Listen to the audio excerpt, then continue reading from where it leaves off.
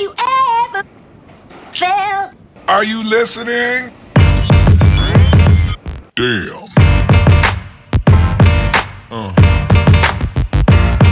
Yeah. Yeah.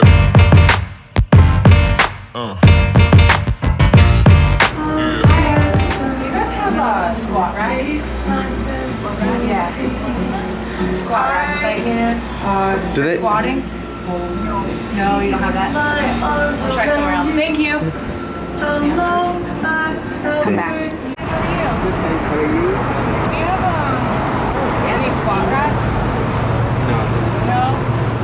You know where I can find any? Maybe we'll find you the supermarket. Oh, supermarket. Okay. We'll look there. Okay. Thank you.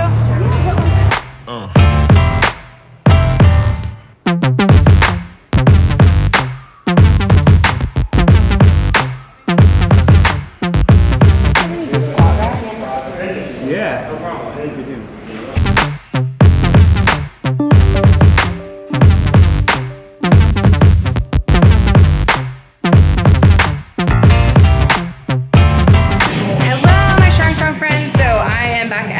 CrossFit Solace, and today I am 7 days out and I'm testing all of my openers. So squat bench dead, I'll test my openers, and today is the beginning of my taper. So I'm going to keep the intensity high but the volume very, very low. So I think pretty much I'm only doing openers and then that's the entire session. So hopefully stuff is moving fast and I'm excited to like recover, and I'm just excited. It's finally time to taper and then to water load.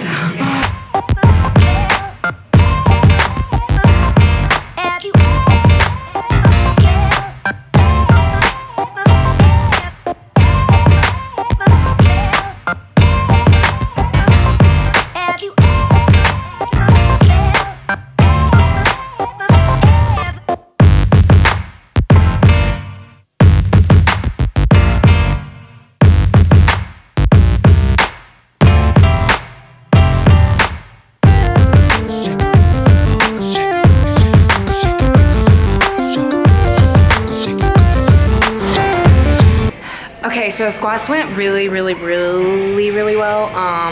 The last attempt at 285, which is just like 2.5 pounds under my second attempt, went really fast. So that's so good. If I hit 287.5 for my squats, that puts me in perfect position to qualify for the Arnold. So what I really need to do to qualify for the Arnold, Ryan and I have put together like scenarios.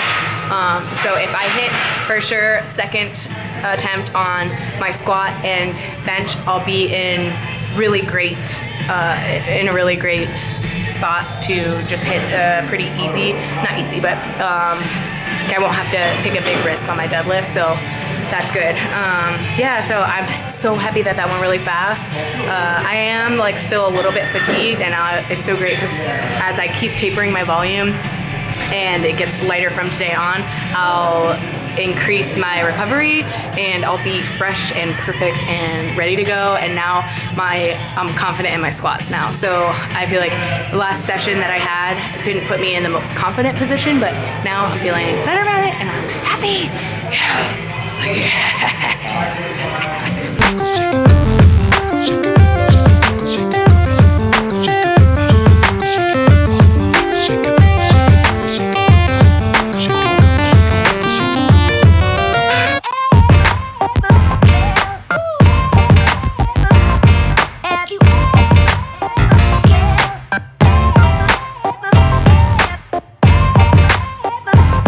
Okay, so bench went really well and I'm setting up for my deadlift now. Everything's going good.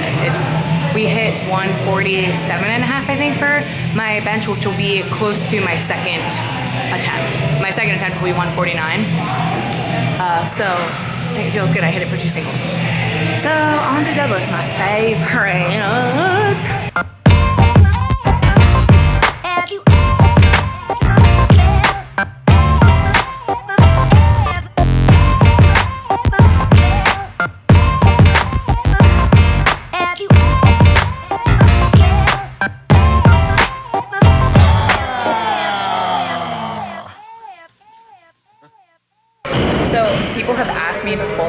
what is on. Some people assume that this is chalk on my legs when I set up for the deadlift, or when they see people deadlifting and there's white powder on their legs. It's actually baby powder, so it makes it so that the bar glides up smoothly on your legs. So baby powder on deadlifts. I only do this for competitions, and I think maybe like one training session I've done it ever, but usually not, because I'll usually wear pants if I'm training and like going pretty heavy. I only wear a singlet when I'm in meet prep. So it's baby powder, but make sure you have somebody else put it on you, or that you don't get it on your hands, because on my legs is baby powder, but this is chalk. You do not want baby powder on your hands when you're trying to deadlift. It'll just slip right out of your hands. Okay, so we are looking through comments, and one comment that I wanted to actually address in the video, I will probably respond via type keyboard, but someone, of course, with a snarky ass attitude comments, and I quote, "Such high volume after 9 days out. It's like you don't even want to peak." The dude who's commenting this is probably like a dude who's, let's call him 200 pounds plus. So there are, for tapering, depending on a couple of different factors, your taper is going to be shorter or longer. For women, most of the time, because they're lighter, and the absolute load of what they're lifting is lighter, their taper tends to be shorter. Chad Wesley Smith, who I'm going to link his article because he has a lot of great stuff about this specifically, and he has even like a little chart noting the three different factors you need to take into account when deciding how long to taper. I'll link that here. He will taper like 3+ weeks out because he's huge, and the absolute load of what he's lifting, since he's an elite lifter, is very high. And if you compare that to someone like me, who is much smaller than him, and you can even take into account the height as well, all of these are things that everyone's taper is going to be different. So for a like 200-pound male to look at my taper and think that it's very short, that, yeah, it would be short for you, but for me, it's what makes sense. Also, in my experience, I've always had the best squat sessions, or best lifting sessions in general, after a high volume block of training. So that was my last high volume block of training, and then I have an entire 8 or 9 days, more so 7 days, an entire week to rest, recover, and in that time period in the future, I'm going to have days.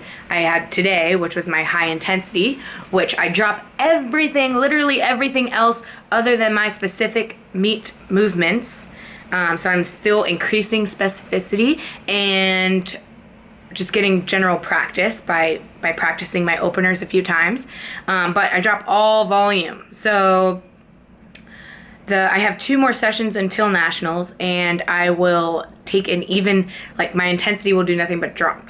So I'll be in the gym, and I'll still be able to practice my movements so that I'm prepared for the meet, and just drilling in like my walkout for example, because it hasn't been as tight as it could be, and yeah, just practicing. So just take into account that every lifter is different, and especially for tapering, it's going to be different depending on a number of different things. Because it's not my first meet, and I've tried a couple of different things. Last time, I believe I had one session where I tested all of my openers, and then I didn't I didn't lift for an entire week, which I'm not sure I really like that, because then some lifters don't like that either, because then you're stiff for the day of the meet, and your preparedness is not there, because you're used to lifting so much all the time and being in the gym doing these movements, and then one day you just don't do them for an entire week. Sometimes that doesn't work for everyone. So I have 2 more sessions left, And one of those, I'll be squatting 225 pounds. Whereas today I squatted my openers, which is much more than that. Over 50 pounds more than that. So it's such a light load that it's not going to take anything out of me, but it's good practice to be prepared for the meet. Practice commands, drill it all in, get ready and feel confident, because that weight's just going to fly up like a mother, and then be ready for the meet. Good? So, I don't mean to make fun of you, you little snarky fucker, but just letting you know that's my theory behind it.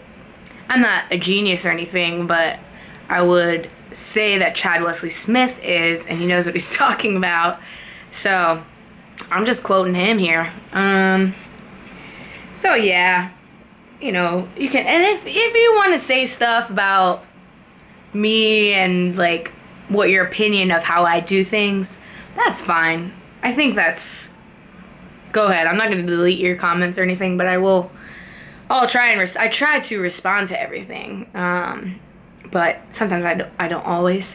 But yeah, it's good to talk about lifting, and I can explain more. Sometimes in a video, it can only be 15 minutes long.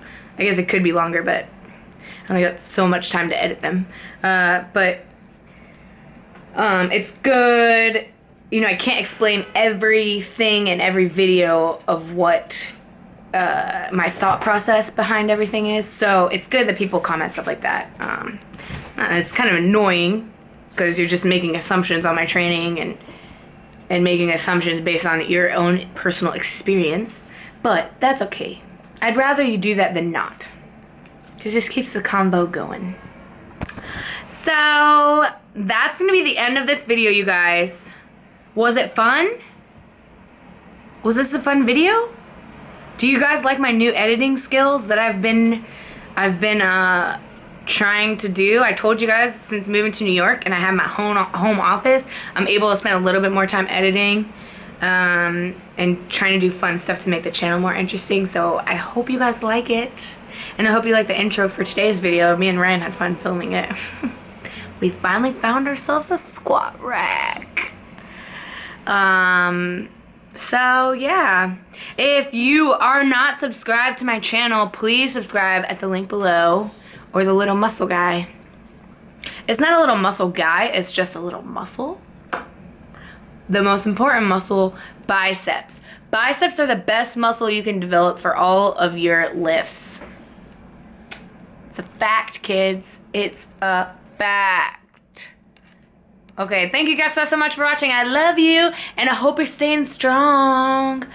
Bye. What are you gonna say? What? What do I have to say? And they gotta watch your meat video, your journey. My meat video? Like keep watching this. Yeah. Oh yeah, keep watching, because the next couple of videos are gonna be all meat prep. You know, I wish I had more time to make like an awesome, cool playlist of like awesome, amazing things, but I feel like we're doing okay. But I wish the focus could have been more on the meat, but I'm just trying new stuff with YouTube, and I think it's working. So next couple of videos will be solely based around the meat. And then after that, I have more exciting stuff because I'm traveling after the meet and doing so much fun stuff. And bulking. And a bulking. For the Arnolds. For the Arnold. I'm going to try and get a little bigger, a little leaner. A little bigger, a little leaner. A little bigger, a little leaner. How am I going to do it? I don't know. Gotta figure out. Hope you guys can come. Okay, gotta go because I've been recording myself for 9 minutes now, which is way too long. Bye. Have you